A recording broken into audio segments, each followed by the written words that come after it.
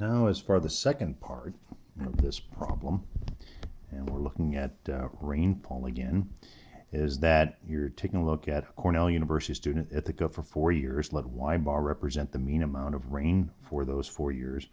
Describe the sampling distribution model, okay? And we're going to do that real quickly, and it's kind of pretty straightforward.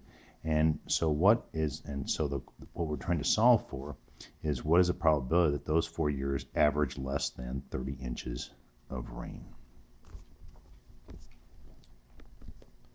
So our assumptions are pretty much the same. We're still going to have a mu is equal to 35.4. We're still going to have the population standard deviation of 4.2. But now we're going to take this sampling and we're going to say y, or it could be x bar depending upon your textbook, is 30 inches. And in fact, we're going to do less than or equal to 30 inches. And our sample size is, these are the givens, by the way. Our sample size n is equal to 4 years because the student was there for 4 years. So drawing up our distribution curve, it's as we've said before, it's a normal distribution. We still have 35.4. We still have the standard deviation of 4.2. And so what we're trying to do is we're trying to isolate a small area down here where the value for the rainfall is less than or equal to 30 inches. Our formula is pretty much the same. All we're going to do is trying to move this to everything to a scale of z. And so z is equal to y bar, okay, which is the average that was observed by the student, minus mu over sigma, but this time we needed to convert this to the standard deviation for the sample over the square root of n. So sigma over the square root of n, sigma is equal to 4.2. N is 4, so we're going to take the square root of 4. And if you divide those out, you're going to get a number that's right at 2.1.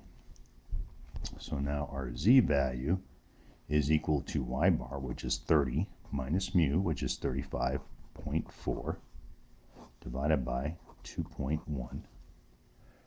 And when you run that out, you're going to get a z value of negative 2.571. Correct?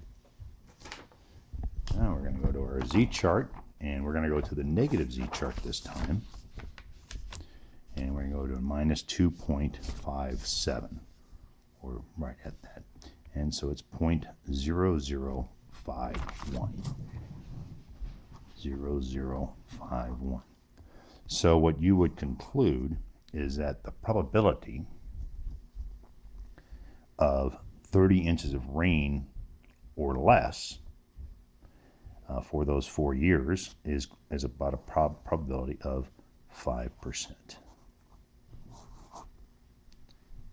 And that concludes the comparison. Basically what we did here is we compared a situation where we had the standard deviation was predetermined, pre-calculated in the overall population, but then on the second part we had to adjust a little bit for the fact that it was a sample of 4, and the way you did that was with this formula here, sigma over the square root of n. That concludes the section on area under the curve and sample distribution.